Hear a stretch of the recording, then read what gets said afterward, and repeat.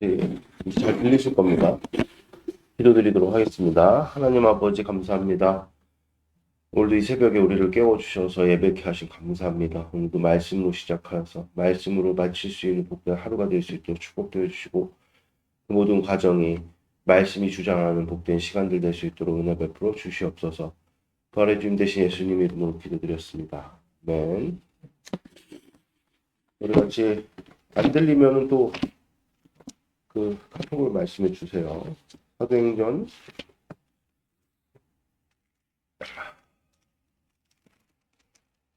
우리가 오늘은 6장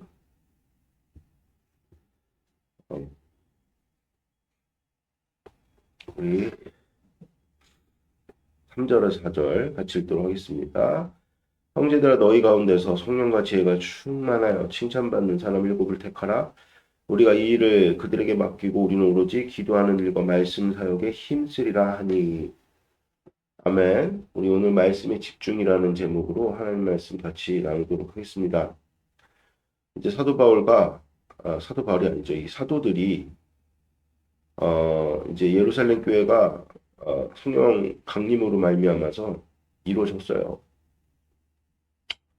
그리고 우리가 알다시피 첫째 날, 강림의 첫째 날 120명의 모인 성도들이 성령 충만으로 말미암아 방언을 하기 시작하고 하나님의 큰 기사와 표적이 그런 어떤 가시적인 형태로 물론 뭐 성령 하나님의 역사가 바람이라든지 눈에 그 불의 혀처럼 나타나는 어떤 그런 형상들이 같이 있던 모든 사람들에게 그러니까 120명 성도가 아닌 성령 하나님을 기다렸던 자들을 제외한 나머지에게 보였을리 들렸을리 만무한데요.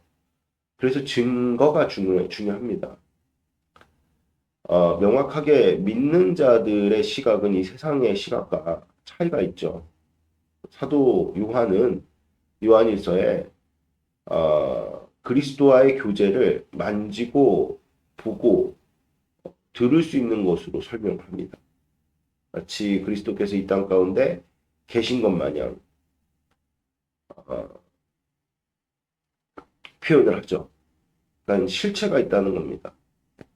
그 믿음의 증거가 우리 삶 가운데 그냥 단 한 차례만 주어지는 것이 아니라 다각적으로 우리 주님의 살아계심을 드러내시죠. 예수님의 부활 후에 제자들과 40일 동안 늘 함께 계셨던 것은 아니죠. 갑자기 불쑥불쑥 동해 번쩍 서해 번쩍 하듯이 이 부활체는 이전에 예수님께서 성육신한 육체와는 좀 판이하게 다릅니다. 문을 다 꽁꽁 잠겨 놨는데도 불구하고 제자들 곁에 나타나시곤 하셨죠. 그렇게 해서 예수님의 부활하심이 한 차례가 아니라 계속해서 지속적으로 그들이 확증을 가질 만큼 그래서 도마 사도가 나는 예수님의 손과 옆구리에 난 못자국과 창자국을 만지지 않는 한 믿지 않겠다. 뭐 이런 식으로 의심이 많았죠. 도마가 이성적이었다고 보면 되는데 그런 도마에게도 나타나셔서 만져보고 믿음이 없는 자가 되지 말고 믿는 자가 되라고 주님께서 말씀하셨죠. 그러니까 신자는 내 안에 성령 하나님이 계시고 우리가 예수님을 믿는다는 어떤 그런 분명한 증거를 갖게 됩니다. 그래서 성령 강림의 역사가 믿는 자들 가운데 120명 성도들 가운데 그들이 볼 수 있고 들을 수 있고 만질 수 있는 역사로 일어났죠. 그러니까 증거가 되는 거죠. 자연스럽게. 그러한 증거를 통해서 베드로 사도가 성령 강림의 역사를 말씀으로 선포를 하니까 믿는 자가 단번에 3,000명 그리고 이후에 그 날 때부터 앉은 자 40세나 되었던 자를 성전 미문에서 고치는 역사가 일어났단 말입니다. 그때도 약 5천여 명의 사람들이 베드로와 요한이 감금되었음에도 불구하고 그 자리를 떠나지 않았다는 거죠. 이렇게 기하급수적으로 예루살렘 교회는 부흥했던, 한마디로 뭐 지금의 표현을 치자면 부흥을 했죠. 부흥을. 정말로 많은 사람들이 모여들었습니다. 근데 거기에는 이제 정통적으로 유대인으로서 이스라엘에 거주하는 자도 있었겠고, 이 성령 강림의 역사 가운데 회개하여서, 우리가 알다시피 성령 강림의 역사가 방언으로 이어졌잖아요. 방언으로 말미암은 간증, 하나님의 큰 일을 증거받은 이 디아스포라 유대인들이 그 자리에서 함께 교회가 돼가지고 머문 자들도 당연히 있었겠죠. 그렇게 교회가 성전 중심으로 한마음 한뜻으로 모여가지고 이렇게 큰 공동체를 이루자.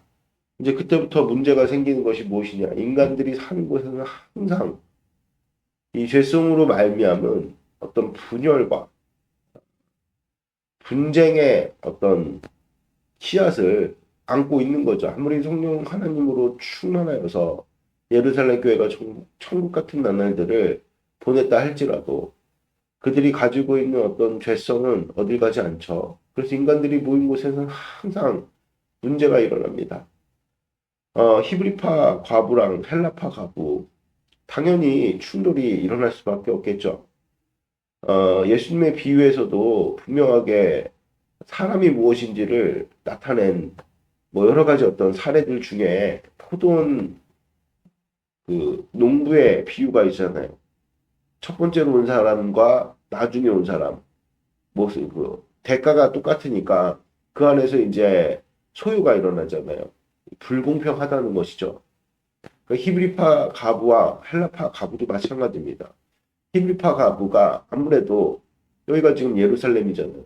그리고 히브리파 가부는 이 예루살렘과 유대와 이스라엘에 오랫동안 거주했던 자들로 추측이 되고요. 헬라파 가부는 당연히 디아스포라 유대인으로서 외부에서 유입된 그런 어떤 유대인이라고 볼 수가 있겠죠.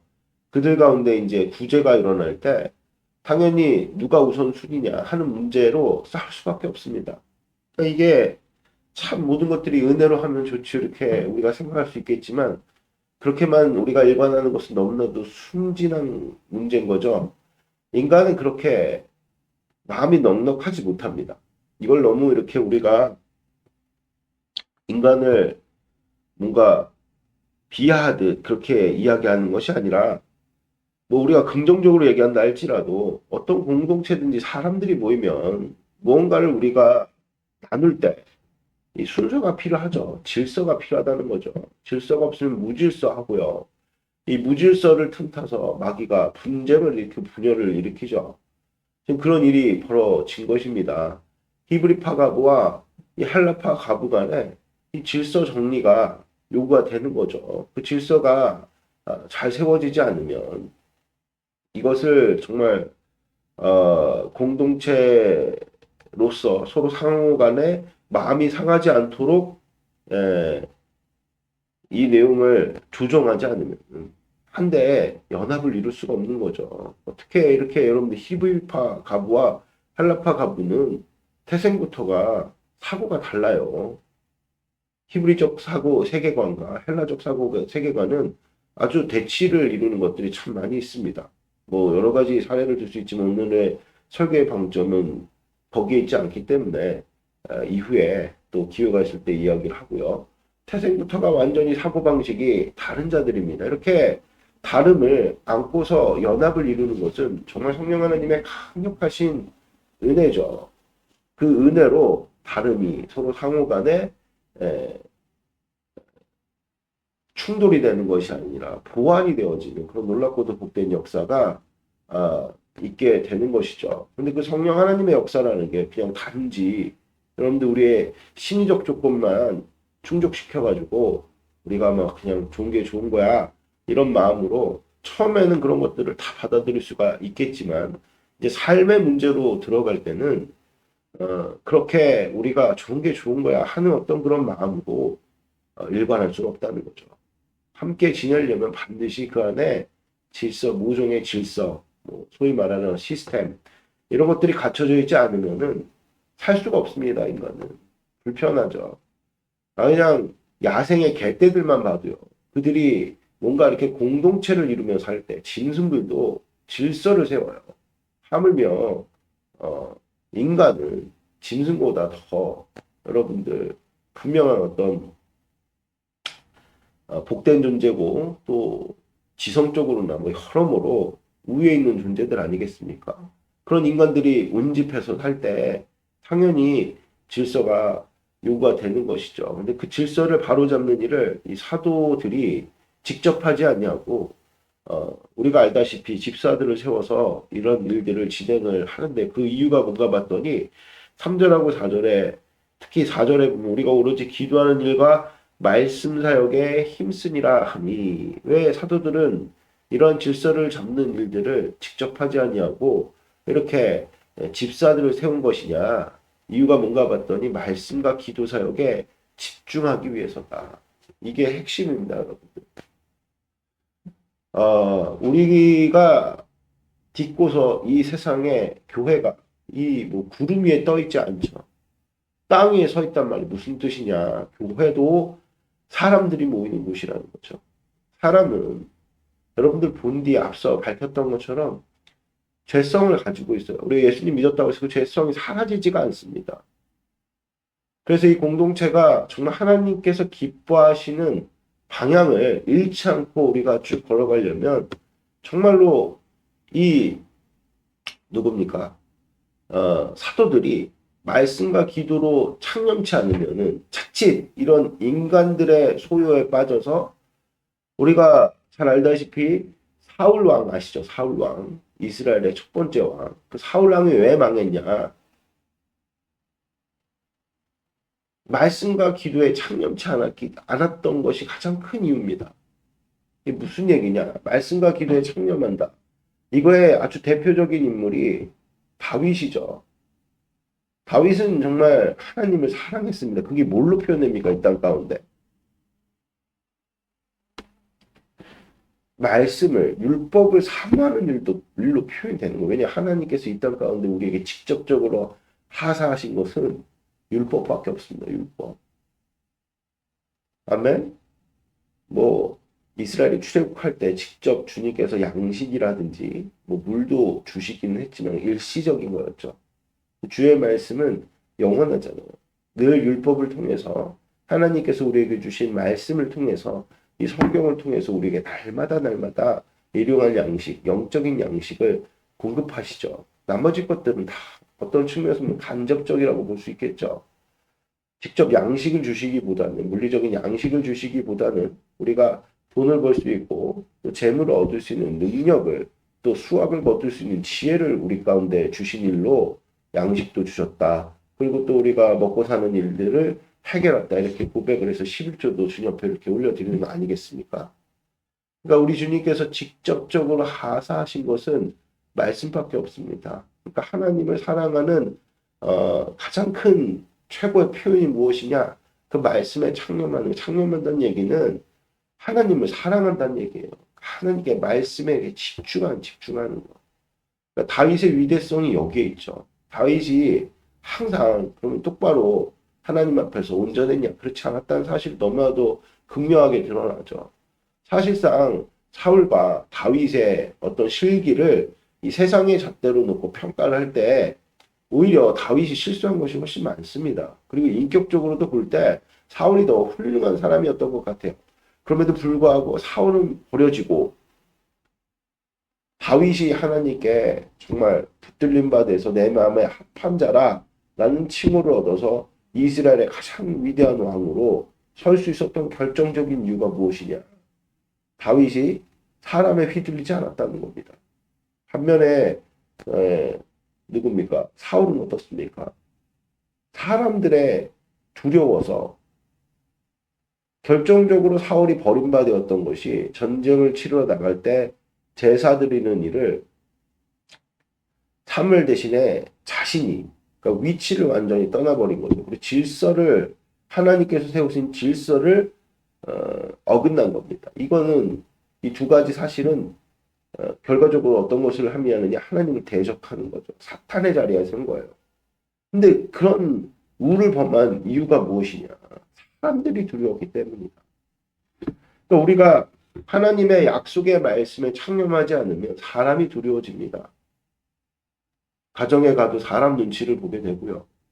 교회도 하나님의 뜻보다는 목사가 맨날 성도들 눈치나 보는 거예요. 회사에서도 마찬가지죠.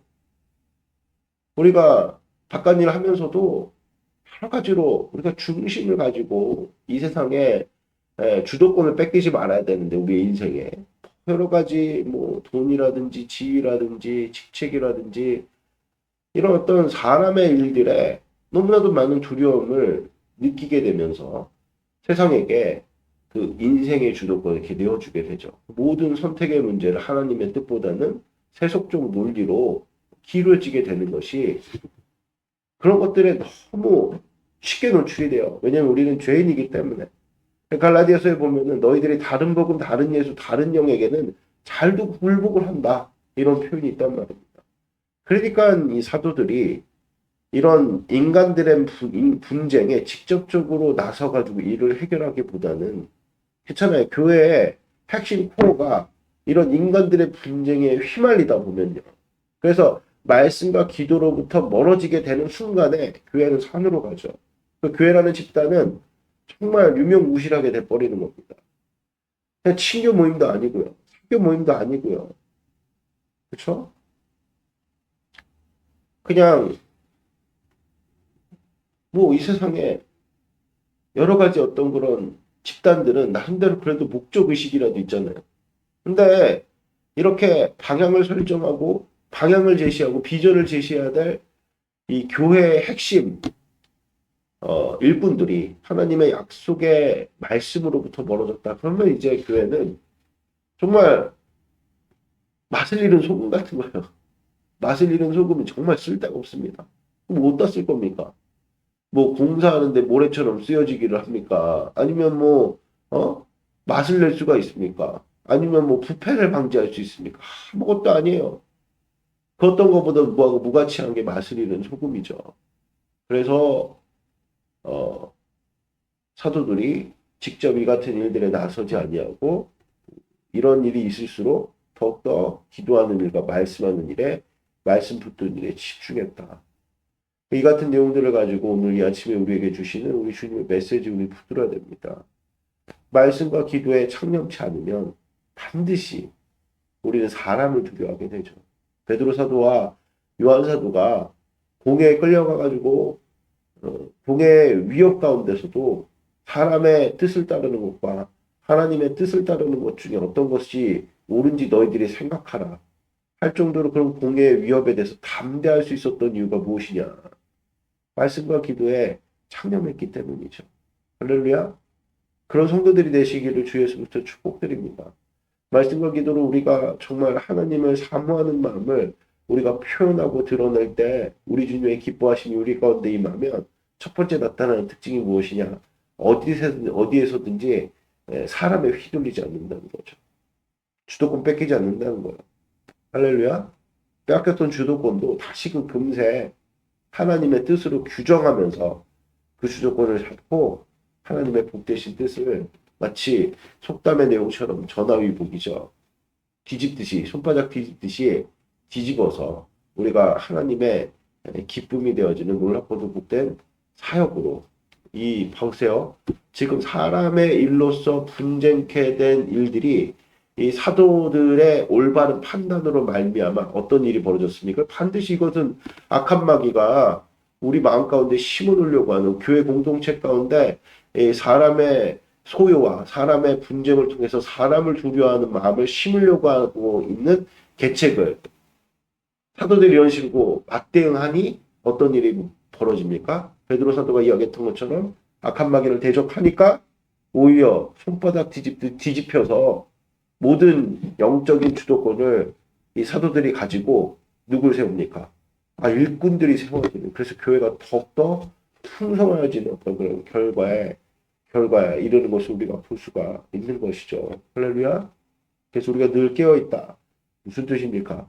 하나님의 약속의 말씀과 또 하나님의 그 말씀을 붙들고